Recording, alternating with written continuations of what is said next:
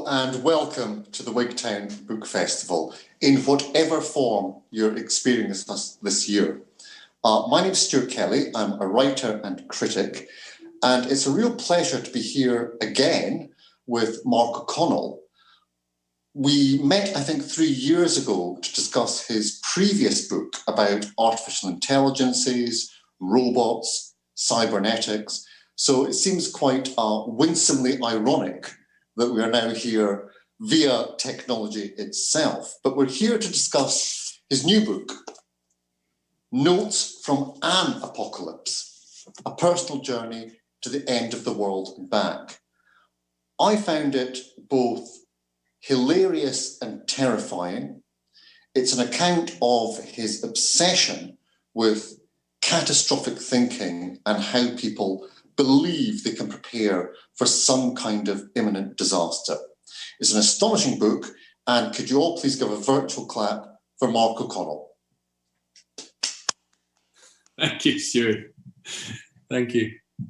Mark, before we hear from the book, I wanted to ask, because it will be the elephant in the room, that in the course of this book, you're looking at people who are obsessed with political catastrophe, with ecological catastrophe, with financial catastrophe, with all these different variants of apocalypse that might be heading our way.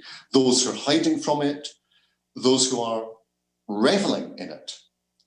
And yet we are now in a very different kind of end days scenario. How have you coped during the pandemic?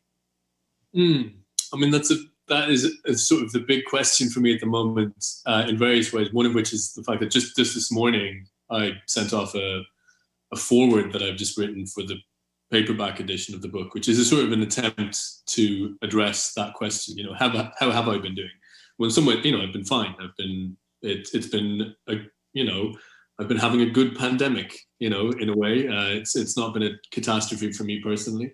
It was a bit weird, publishing any kind of book in April of this year. It's a bad time to be doing anything.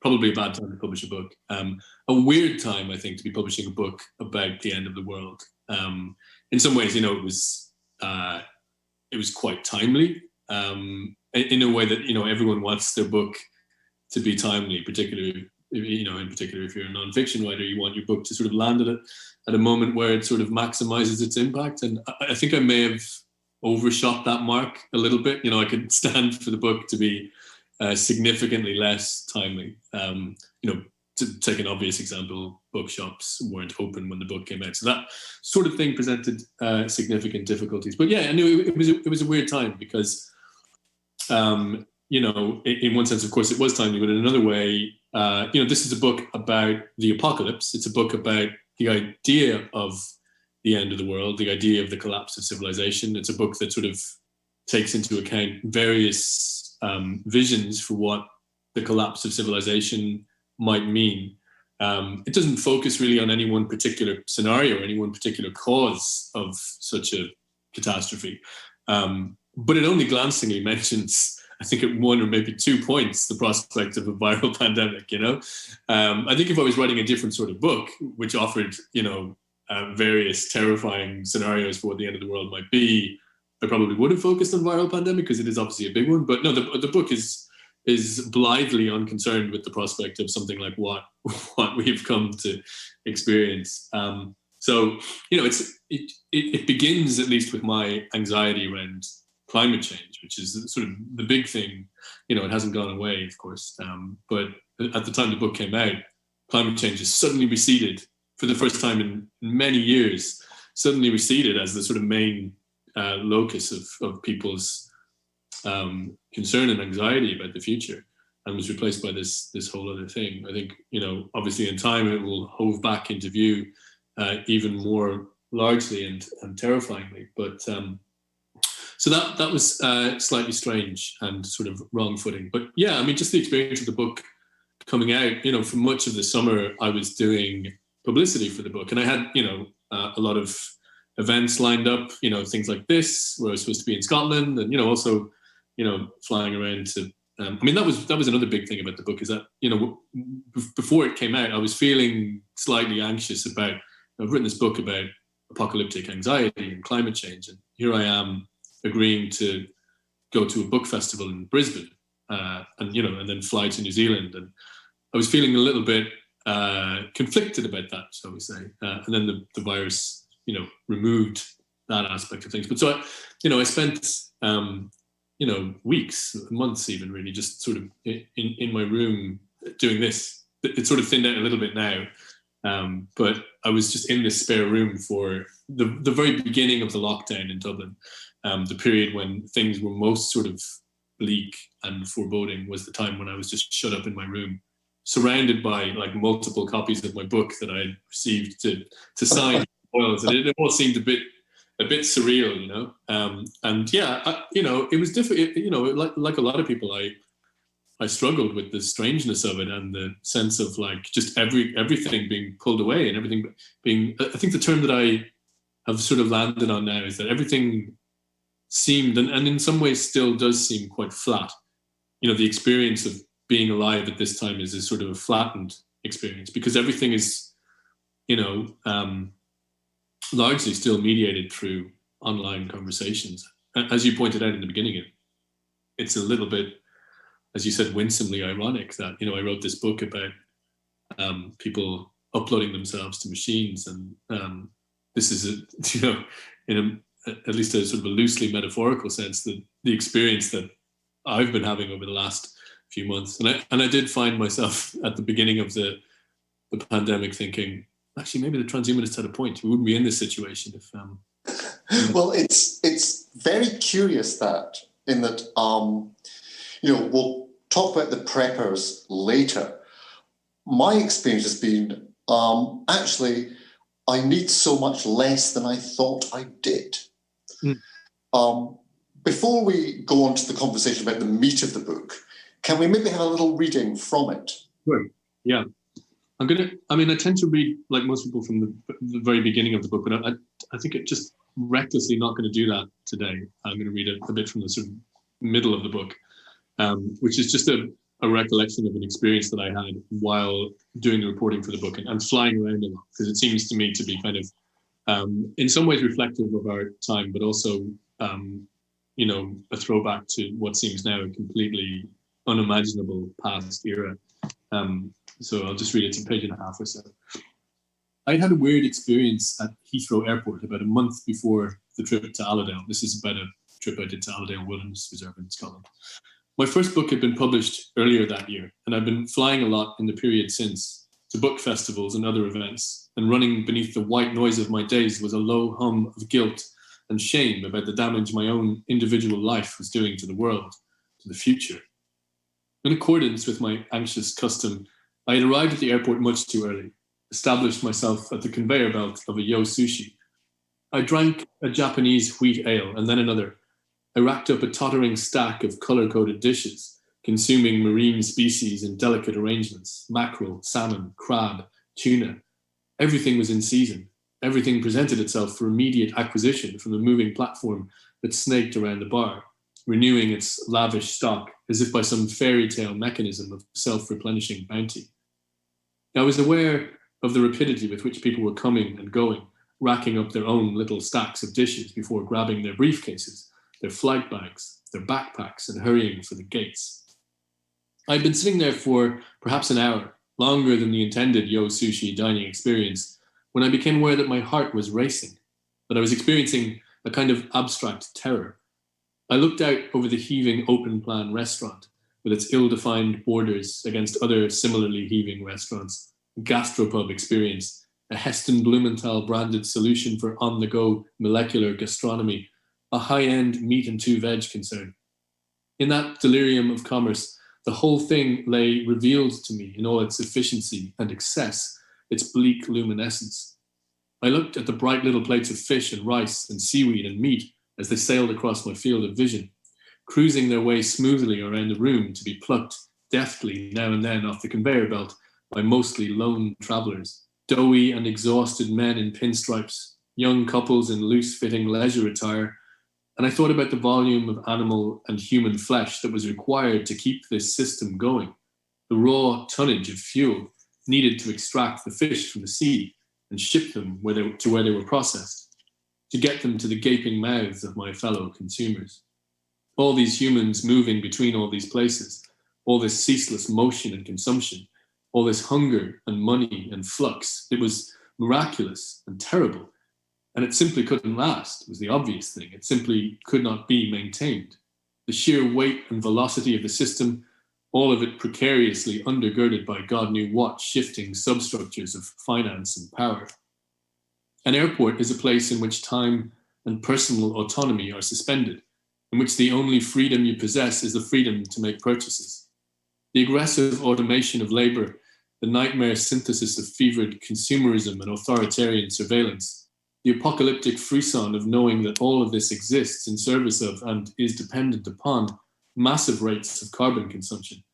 And always, too, the distant limbic hum of death, the screaming descent of the burning jet as the situation's presiding possibilities, the Chekhovian pistols unholstered at security and irrevocably introduced into the psychic theatre of air travel. The oppressive space of the airport, the junk space, to use Rem Koolhaas's unimprovable term, is the architecture of the future itself.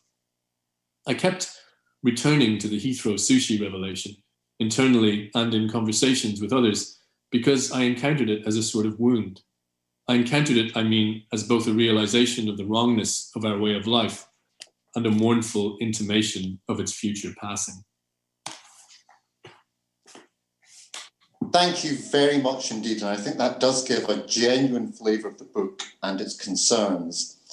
And the fact that throughout it, you breed your own personal anxieties with the wider concerns about the world. And I thought that was rather brave to say right from the outset, I am worried about things.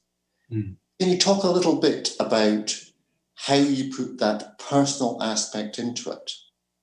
Yeah, I mean, I'm glad to hear you think it's brave. I never really quite thought of it in that way. I thought of it as just sort of, I mean, more, I suppose it would seem dishonest of me to write a book about these things and not include the sort of foundational aspect of it, which is where it's coming from, where, you know, why I would write a book about this is, it seems to me, a major dimension of something that should be included in the book. So, you know, the book didn't start as a book about the apocalypse. I wasn't thinking about, you know, the end of the world as a subject. I was thinking about these sort of quite vague and inchoate anxieties that I was having about the future and about, in particular, you know, and I write about this obviously in the early pages of the book, the sort of experience of being a parent of at that point, one young child, and just feeling the sense of cognitive dissonance around, you know, I've brought this child into the world, and I, you know, as a parent, you have obviously an imperative to protect the child and to instill in the child some sense of the world as a good and beautiful place and as a realm of possibility. And at the same time, you're looking around and you're looking at the news and you're seeing things that are happening, and the future seems, you know, inarguably quite bleak. And, you know, there is this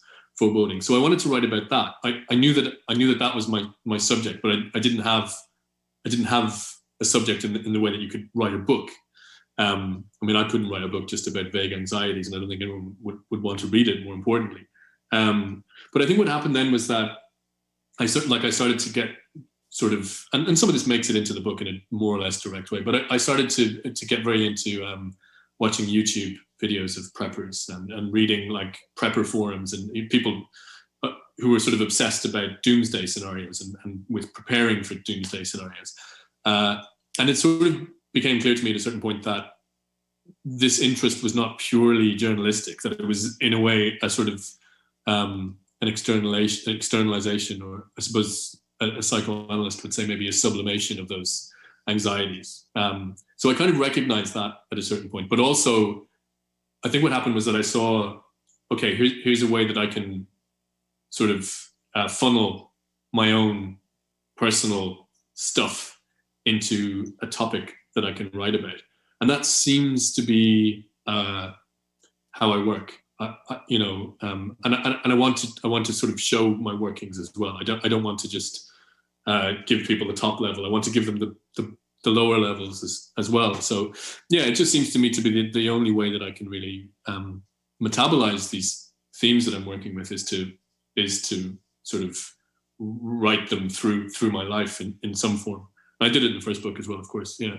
Yeah, that's very, very interesting to me because when you say about showing your workings, the book is self-conscious about what you see as your own anxieties and hypocrisies, but it's self-conscious about being self-conscious. You're constantly aware that there are contradictions going on here. And I wondered if that was actually a therapeutic thing to actually say, yes, right. Yeah. Sitting in a yosushi, having this trail of dead animals going around. I mean, the thing to say is that there's a thin line between self-consciousness and self-awareness and self-indulgence. And, I'm aware that I don't always my editors luckily will often shepherd me back to the other side, sometimes more successfully than others. There are readers who just lose patience with that level of sort of spiraling self-analysis and so on. And that's fine, if you're going to do what you want to do, you're going to have to lose some people along the way. But I think, was it therapeutic? Yes and no. And I don't mean that as a glib sort of a little from column A. To be honest, the experience of writing the book was anything but therapeutic. It was, from a purely sort of mental health perspective, I should have chosen any other topic, and I knew that I was like, I don't mean to sound like it's not like I'm a war reporter or something, it's like the material that I work with in the book and the experiences that I had are all fairly sort of like arguably closer to tourism than any kind of sort of real journalism. But in terms of the themes that I was working with, I was sort of embracing the darkness that I began with. I was deliberately going through my own anxiety and sort of exploiting my own fearfulness for, I suppose, artistic ends in a way. So it probably wasn't a great idea from a purely, as you would say, therapeutical perspective. But funnily, somehow, and this makes it into the sort of arc of the book, I think, but by the end of the period in which I was writing the book, there was a lightening of the mood. And that had, in some way had to do with things that were happening in my life, the birth of a second child, which was a very joyous and sort of elevating experience.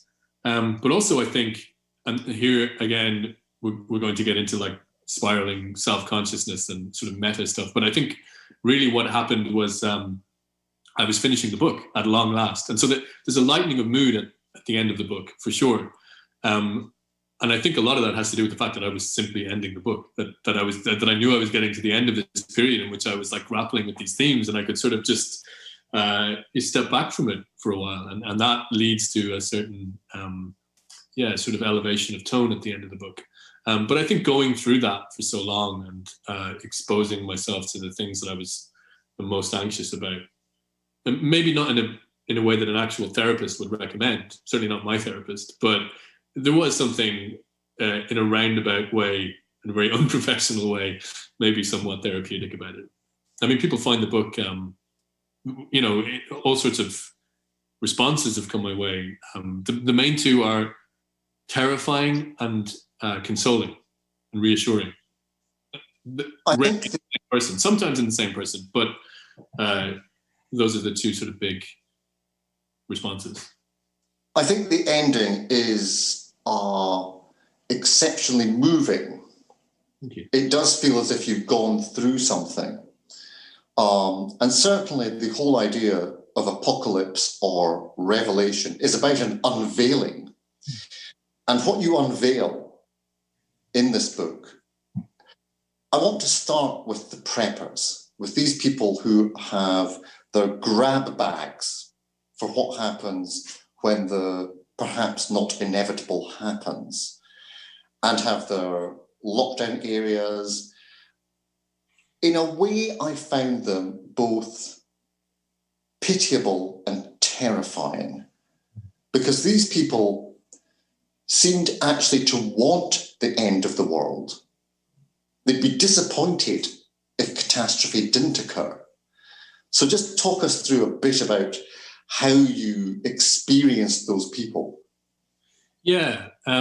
So, I said a bit earlier on about the sort of obsession with watching prepper videos, and, almost all sort of typically sort of middle-class white American men who would sort of get very fetishistic about supplies, like particular things that you have to have for civilizational collapse events, and ways of filtering water and canning foods, and the things you have to buy and stock up on for sort of unpredictable events that might happen, whether they're nuclear strike or viral pandemic or whatever it is.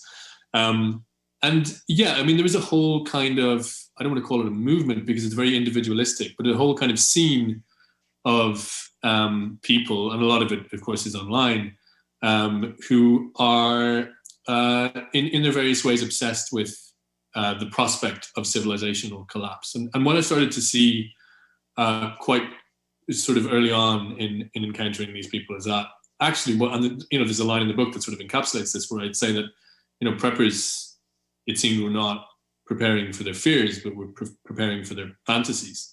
And there is a level of desire, I think, in the cultivation of these nightmarish scenarios for the breakdown of civilization and sort of savagery and chaos on the streets. And I think there's a few things going on. One of which is, I think if you're a sort of a right-wing male, you are probably living with a sense of like a sense of the injustice that has been done to you and your kind over successive generations of civil rights and feminism, and the gradual ebbing away of like one's rightful privilege as a sort of a male. And what the sort of prepper fantasies do, I think, is create a space of possibility for reclaiming that sort of rightful privilege. So preppers are very into the idea of, well, civilization will, collapse, and what comes with that is the collapse of any kind of government authority. So it's every man for himself, and it recalls the sort of idealized stories about America's past and Manifest Destiny, and the sort of plucky sort of survivalist kind of pilgrims making their way west into a savage land, taming a savage land. It's a very sort of colonial mentality in a lot of ways. So there are all these. I mean, I think ultimately what fascinated me about preppers is the way in which it's at least as much about the past as it is about the future. It's about reclaiming a sort of a fantasied version of the past. And that was just really interesting to me as a way of thinking through, I suppose, things that are happening in the present. Well, you mentioned there the space of possibility that the prepper fantasies allow them. And it should be said that it's usually white men that are behind this. Not exclusively, but absolutely, that's the kind of typical profile for sure, yeah. But it struck me that in one of the later chapters, when you travel to the exclusion zone round about Chernobyl, that's a different kind of space of possibility. I loved the little point you put in there about, because I've looked at the pictures of Pripyat and been kind of obsessed with the hauntology of the place. The fact that some of these bits are actually staged these days by tourists. But there has been a reclamation by nature in Pripyat that maybe in some ways the apocalypse might not be too bad as long as we're not around. Right. I mean, I try to sort of, grapple with that idea as well. And that's part of the reason why I went to Pripyat, because I was fascinated by these images as well, Gas masks. It's always gas masks. Yeah. Right, yeah. And just, empty streets, abandoned playgrounds, abandoned schools, trees growing up through pavements and sort of nature reclaiming a human world. And I write a lot about in that part of the book about I think what's unique about the Chernobyl exclusion zone. There are, I suppose, quite a few things that are unique about it, but I think what really is uncanny and fascinating about it, certainly for me, is that you can go to Pompeii or you can go to Angkor Wat or any of these sort of large complexes of ruins, and what you're looking at is in some way preserved snapshot of an unimaginably distant past. But what you're seeing in Chernobyl, in Pripyat, is recognizably our time. So you're walking around the ruins of modernity, and the technology is, okay, it's outmoded now because we're talking about 1986, but you're still looking at televisions and radios and telephones and things like that smashed up and sort of mossed over. And there's something really strange and uncanny. I mean, hauntology is the term that you use. I suppose that's the big sort of discourse around this stuff now, and I think that's probably very, very true. But I think and that leads me into, I guess, more sort of spiraling self-consciousness, because I wanted to not just experience this place, but also sort of examine my own motivations for being there. Because in a way, I have the sort of journalistic get out card where I'm like, well, I want to write about catastrophe tourism, and I want to examine what it is that we are attracted to in these places. So I'm going to go and be a tourist and go on these tours, but I'm really just a journalist. But actually, I wanted to examine what's really going on there. The fact that I'm doing this for like literary reasons, does that make it any more acceptable? And I started to become sort of troubled and intrigued by my own presence in this place, as though the sort of metaphor that I land on really is that I started to experience myself as the contagion, rather than being disturbed by the way in which I myself might be harmed by the atmosphere of the place. It's strange because the whole discourse around Chernobyl is so... It seems to morph into metaphor the whole time and into almost a kind of myth. I was very struck by the fact that Tarkovsky's Stalker predates Chernobyl. Deeply. And yet, yeah. But also when you mention the word Chernobyl meant wormwood, which is a very biblical term for what happens at the end of days. And I wondered how you negotiated the biblical sense of apocalypse, because, for many of people who believe in things like the rapture, it's something to be celebrated. I've sat through a church service where somebody said, when you hear about disasters, you praise the Lord because it's a sign of the end of the days. Yeah. So how did you negotiate the religious aspect of apocalypse? Yeah. I didn't go into it that deeply, and that was sort of a deliberate move, because I wanted to like examine the ways in which the secular is itself often religious. It's not, I don't ignore the Book of Revelation or any of the sort of other, religious apocalypses. But it's not the focus of the book, I think. But ultimately, I think what I'm trying to do in the book is to try to get a sense of what the apocalypse does for us. What is it there for? Why do we reach for it at particular times?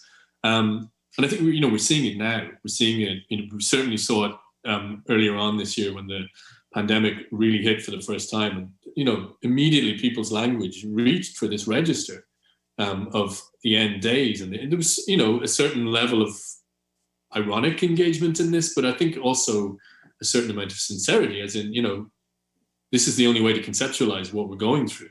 And I think that's what people have always done, and I think that's what myths about apocalypse do, and religious ideas of the rapture and so on. And this is not, of course, a new idea to me. Frank Kermode, who I write about in the book, has that wonderful book, Sense of an Ending, where he explores this. But and I think really what happened, and I may have sort of touched on this before, is that what the apocalypse did for me as a writer, this idea of like having an organizing principle for the book, a way in which I could organize and focus my own various sort of inchoate anxieties and concerns and fascinations. It allowed me to sort of funnel those into the apocalypse. That's what the apocalypse does on a much broader scale as well. It allows us to make sense of things which are sort of irredeemably confusing and terrifying. Because when you can point to, it's the end of days, it's the rapture, you can point towards things making sense. You can point towards a place which you are in relation to the apparent chaos. And I think that's something that the Protestant faiths do particularly well, I think, in a way that the Catholicism that I sort of partly grew up in didn't really offer. But yeah.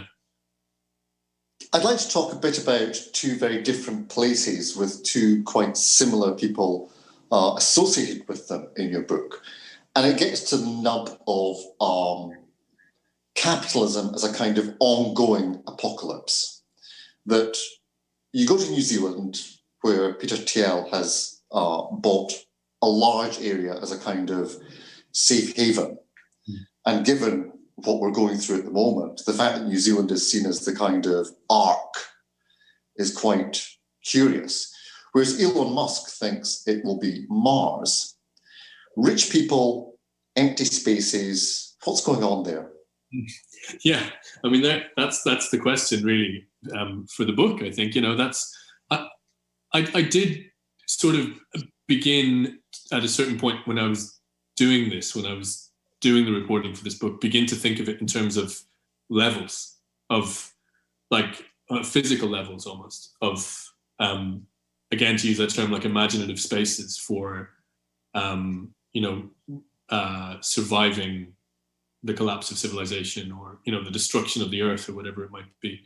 At a lower level, you've got the preppers, who are sort of bugging out, to use their term, going out into the wilderness, or battening down the hatches and turning their own homes into sort of survival compounds. And then you've got the sort of luxury apocalypse bunkers that I wrote about, where you sort of buy into almost like a timeshare of the end of the world.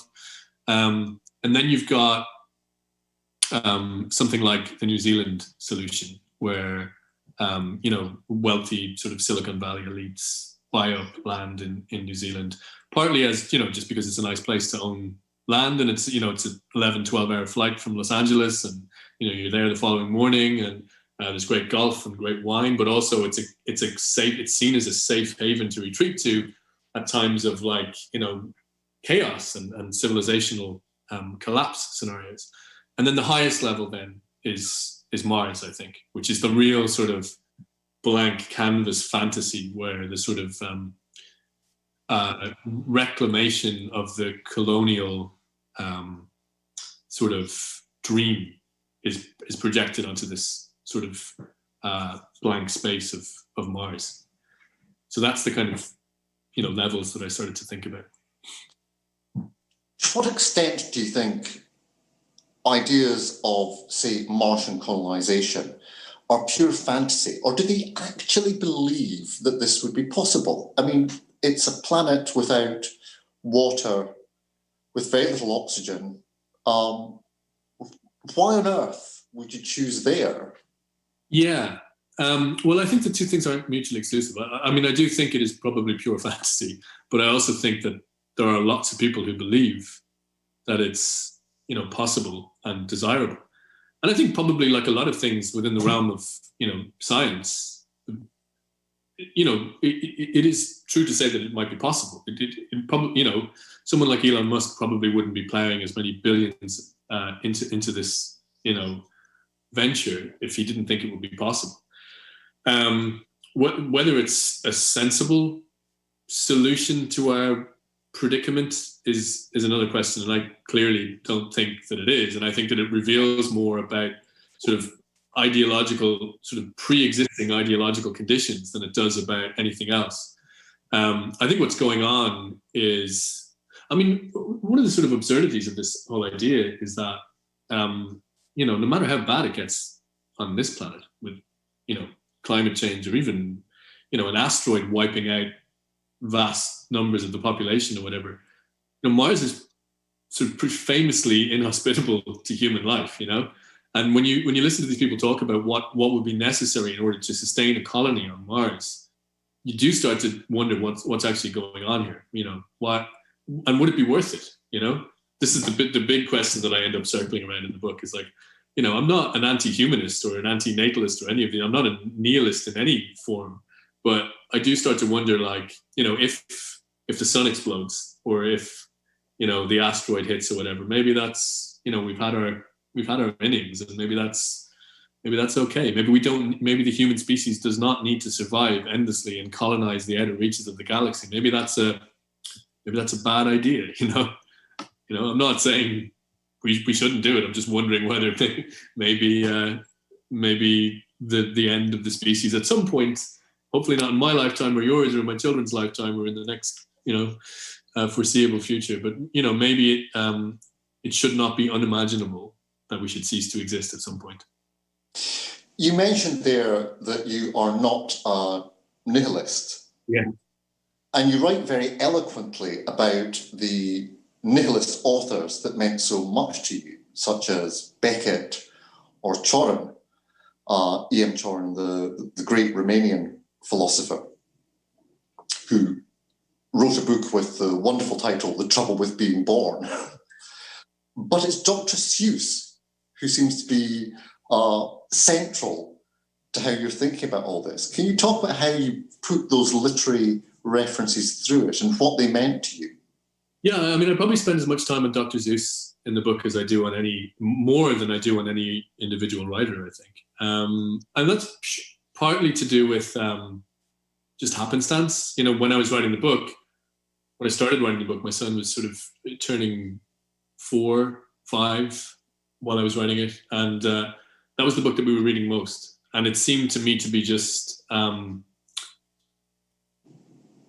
uncanny, the way in which Dr. Seuss encapsulated so many of the concerns of the book. I mean, The Lorax is obviously one of his most famous books, and lots of people have read it, but not everyone is familiar with what it's about. And I think it's essentially a kind of, very briefly, it's a story about the devastation of the environment through capitalist production practices, and sort of the way in which environmental devastation affects the lives of children, and the way in which we invest our hopes for the future in young lives, in the possibility that's created by children.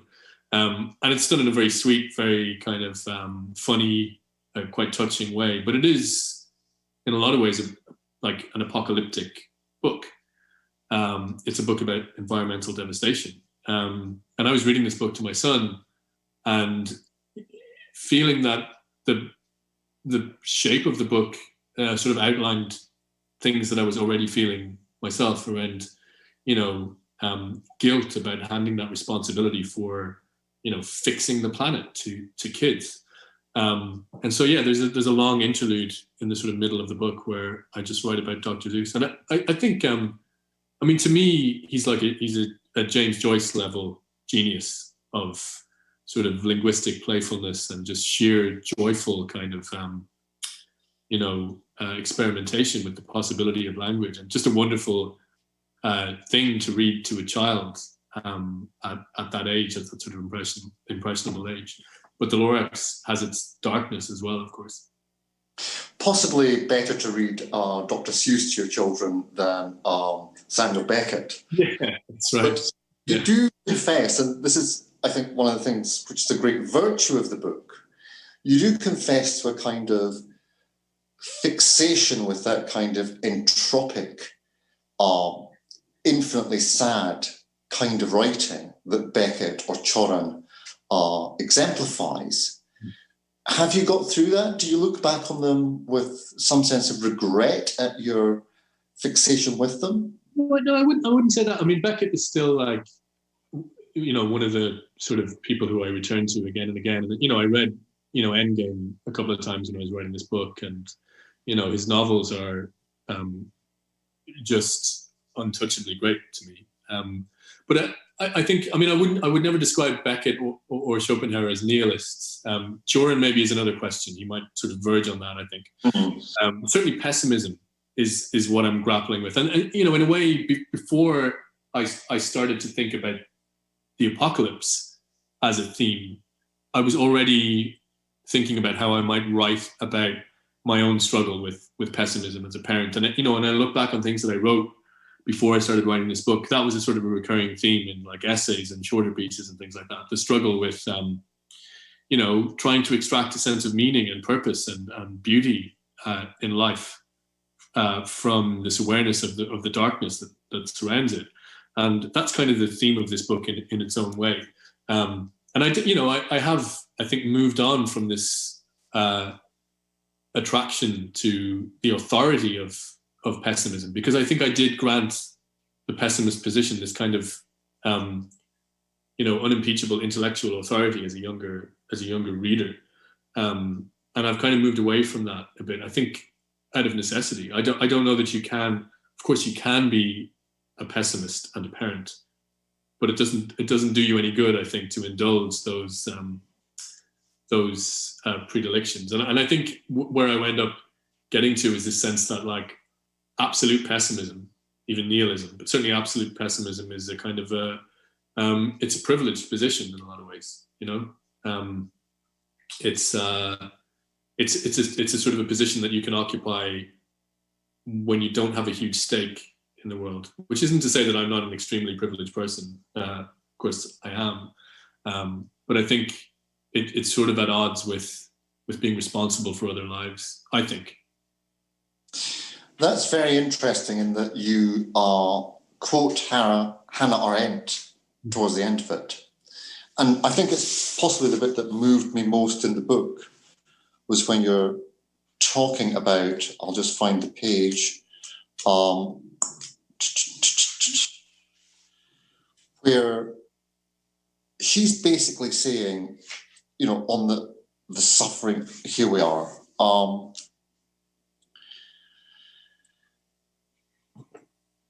And this law, she writes, would inevitably carry everything human to ruin and destruction if it were not for the faculty of interrupting it and beginning something new, a faculty which is inherent in action, like an ever-present reminder that men, though they must die, are not born in order to die, but in order to begin again. Can you just unpick why that quote is so important for you? Yeah, I think, I wanted to it just expressed what I was groping towards better than I could do myself. And I think what I was groping towards was the sense that every time a child is born, and it's really hard to talk about it without being corny, which is, I think, why I sort of pulled Hannah Arendt down off the shelf. But, it's as corny as it is true. Like with the birth of a child, possibility is created. So there's a volatility and, a sense of vulnerability in having children and in loving a child. You immediately become aware of like all the terrible things that can happen and all the ways in which the world can damage people and threaten them.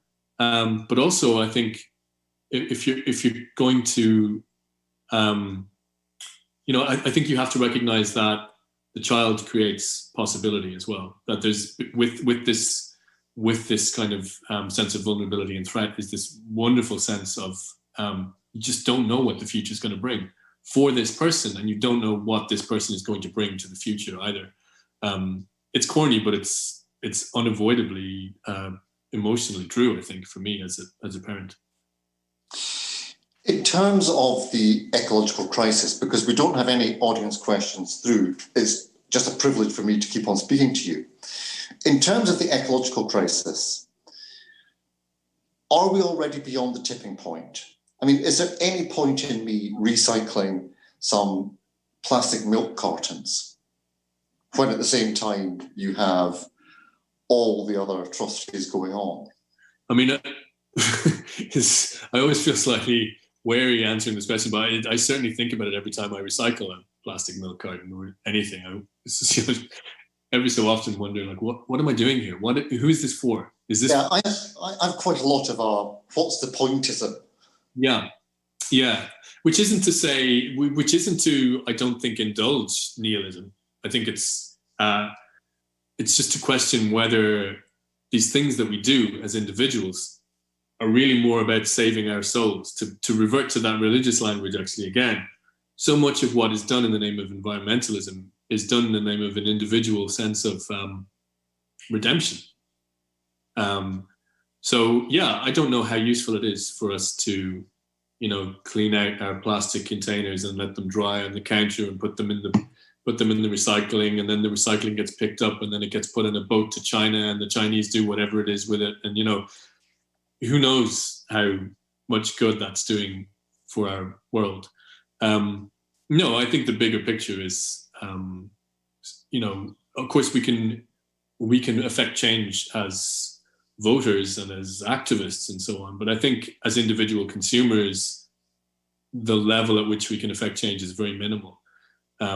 So yeah, which isn't. I hope not to revert to pessimism, but just to acknowledge the vastness of what we're facing, and maybe also to acknowledge that we're not going to negotiate our way out of this now. At this point, we're not going to consume our way out of this, certainly, and that maybe it is time to start thinking.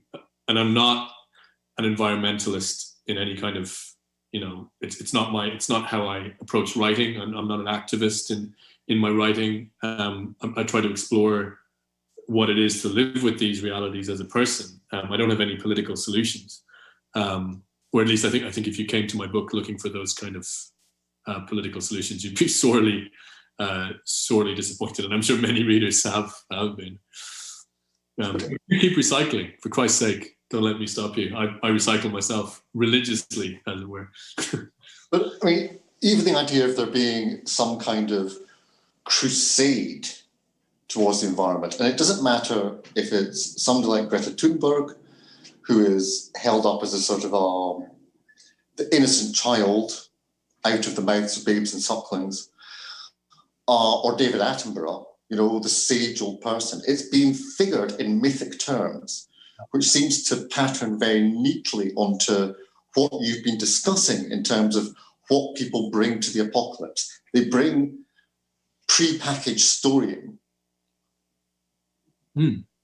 Yeah, I think that's true. And that's what's so fascinating about Greta Thunberg as a figure. I mean, I find her extremely moving and extremely, like, when I see her speaking, I feel this I feel quite emotional, actually. And I think that's what most people experience. And that's why she's such a potent figure. But I think, there's no question that there's a kind of an iconography around people like Greta Thunberg. And I think,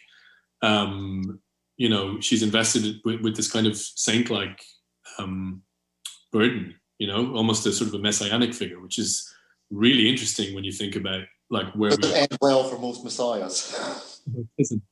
But I am very fascinated by the sort of the iconography even of her journey. The journey from Europe to America. And I don't think this was calculated. I think this was something she undertook and people around her undertook in a spirit of like the power of symbolism and activism. But I think the idea of the sort of hero's journey is like completely sort of encompasses all of this. And there are so many sort of religious, mythological kind of contexts to all of these things. In terms of, the big apocalypse book, Revelations, the one that we haven't discussed yet is War. And we do seem to be in a period in which, shall we say, rather reckless fingers are on a lot of triggers. And I'm not specifying any particular politician, but war was always the thing that terrified me as a child, that I'd be called up, or that, reading things like Raymond Briggs's When the Wind Blows. I always remember speaking to a friend of the family who had worked on a nuclear submarine, and I said, what do we do if the bomb falls? He said, run towards the blast site. Right. Get it over with. Yeah. Yeah. But to what extent have we sort of become not inoculated, but war doesn't seem as terrifying. It seems just like white noise nowadays. Yeah, well, I think, like a lot of that surely has to do with the fact that war for the last couple of generations of, certainly most Europeans and Americans has been this sort of abstract thing that happens elsewhere, happens in the Middle East, in some horrible way in our names, but it's something that we can sort of put to the side as a thing that doesn't really concern us. There's a possibility, I suppose, that, as you say, these reckless fingers on buttons, there is a sense that the sort of safety that we have felt as a civilization in the West over the last couple of generations, that's being eroded, I think. The sort of the seemingly sort of solid and unshakable kind of political dispensations and underlying kind of agreements, they're all being chipped away at now. The idea of international law, particularly in Britain recently, that's absent suddenly, MI5 are now allowed to break the law. Of course, they always did anyway. As an Irish person, there's no question around whether MI5 are breaking laws or not. But all these like unspoken things are now being made spoken. And, I think there is a sense that like the solidity of the ground beneath us is being revealed as actually not solid at all. And I think the prospect, the sort of vague prospect of war, where it will come from or what it will be about, who can say, but it's suddenly slightly less abstract, I think. Well, as John Buchan said in The Dancing Floor, we think of civilization as something solid. It's like dancing on glass. Now, we have a question from the audience, which is, did you find anything to admire amongst the preppers and catastrophists? Yes. There is an element. So I think I started writing about this stuff partly because, not admiration, but a certain sense of, I suppose, like understanding and empathy. And in some ways, like, I understand where they're coming from. I don't necessarily like where they're going or the ideological sort of dimensions of where these people are coming from, but I do understand the sense of fear of fragility of this, as you say, dancing on glass, and I think that's something I share with preppers. And there is a part of me that admires the kind of the can-do, rolling up your sleeves. What New Zealand's called the is it the number 9 wire mentality, where you just fix things and you do things yourself and you get on with it. There's an element of that I find, I don't have it, but, people ask me all the time, like, is there anything that you learned from writing about these preppers? And, any knowledge that you can bring to a situation like, lockdown or, the sort of unease around pandemics. And my answer is always, sadly, no. I'm just a deeply impractical person. So what I did with my anxieties, I wrote a book, which is like the most useless thing you can really do from a practical point of view. But I guess I admire the sort of practicality of these people and their ability to sort of, know how to filter water and, build a toilet from scratch or whatever. There's a lot to be said for that, I think. But it is somewhat strange. In previous years at Wigtown, we've always enjoyed the company of Robert Twigger, who is a great adventurer and will talk about how you filtrate water, how you can build a bivouac. And I admire that a great deal. At the same time, there's no way I'm ever going to do that. Yeah. It's I'm not renowned for my upper body strength. And there is a kind of humility in that, of realizing, yeah, great that you can go off to the forest and that you can gralach a deer that you've shot, but frankly, that's not going to be me. Yeah. I know. I sort of jokingly say in the book that if it came down to like sort of eating the freeze-dried pasta primavera mix that preppers buy and sort of store away for the end of the world. If it came down between that and like being in the first wave of deaths, I think I'd take the latter scenario. But I did meet people who were I met people while writing the book who have since become friends, and one of the people I met is Caroline, who I write about in the book, who I met in Scotland, and she would never describe herself as a prepper, but she does sort of bushcraft and stuff like that, and she's an amazing person to walk around the wilderness with, and she'll be able to point out what this particular mushroom is, or what that tree is, or what you can do with that seed, or what this does in terms of medicine or whatever. And there's I deeply admire that kind of knowledge and a sort of intimate kind of relationship with nature and the ability to kind of thrive in wilderness scenarios. I think that's a skill that I will probably never acquire, but I do admire it in other people. I do think that if there has been any benefit from the pandemic, it has been that we have started noticing.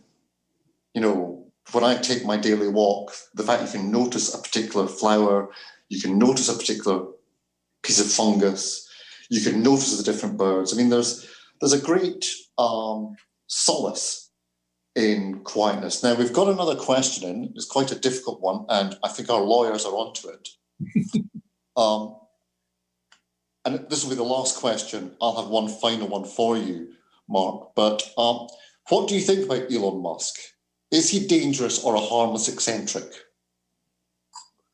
I'm not sure he's either of those things, or at least those aren't the terms I would use to describe him. I don't think he's, dangerous. I've never really thought to think of him in that way. I think he's,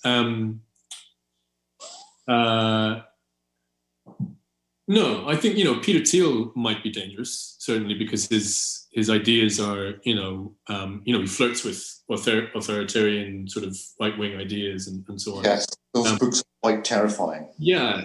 But Musk is a different kind of figure to me. There's a part of me that sort of admires him. Like he's an old-fashioned kind of, like, even though he's South African, there's something very American about him. There's sort of the sort of inventor, entrepreneur, kind of like crazy ideas man kind of thing. But I do think the idea of, getting to Mars, in one way, there's something quite beautiful about it. It's like, because the future has been completely lost in the last sort of generation. The idea of the future as this realm of possibility and exploration and technological kind of innovation and so on, that's been sort of lost. Musk is, in a way, trying to bring that back. But I think, he's certainly a false god, because, the things that he's suggesting and are, I think, red herrings, to say the least. I would never say that I admire Elon Musk, and I have quite sort of unkind things to say about him in the book, which have been thoroughly lawyered. So whatever I might say here might not be. Well, I certainly think that the cyborg pig was not perhaps the most gracious moment of Musk's career. No, I think the thing about something like that is that they've all been, there are scientists, serious scientists, who have, been working on those kinds of innovations for many, many years. People like Miguel Nicolelis, who I write about in my first book. This is all sort of fairly old news in terms of technology. And then Elon Musk comes in and is like, hey, we invented brain-machine interface or whatever. It's not the case.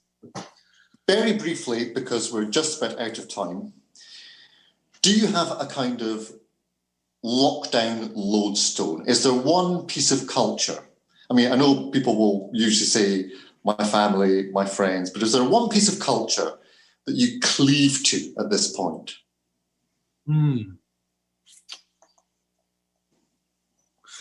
Yeah. God,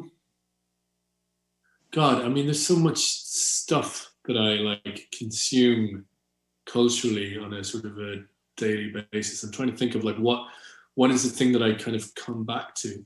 Like, I think in terms of like writing, the person who I keep coming back to and who gives me like solace and a sense of like wisdom and authority and beauty is Annie Dillard, who's actually the quote from her book for the time being is the epigraph of the book, along with Greta Thunberg.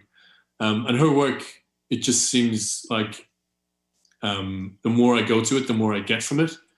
And it's sort of like beautiful and mysterious and funny and sort of confounding in ways that, yeah, have really sort of enriched my experience of the last several years. But I think, yeah, she's someone who I go to sort of get a sense of how to sort of make sense of these bizarre times we're living through. So she's one person, certainly, and I bang on about her a lot, but I'm, yeah, afraid Well, I mean, Notes from an Apocalypse does go to a great degree towards making understandable these inexplicable times. I think it's an incredibly moving book. It's funny as well, and it's difficult to pull off being both funny and not just sort of mocking these people, but understanding the deep well springs behind why they believe what they believe. And the ending is just supremely touching. It's been an absolute privilege speaking to you, Mark. We'll be here through the whole of the next week. And I hope the next time, Mark, we can actually speak in person. How amazing would that be? That would be great. Thank you, Stuart.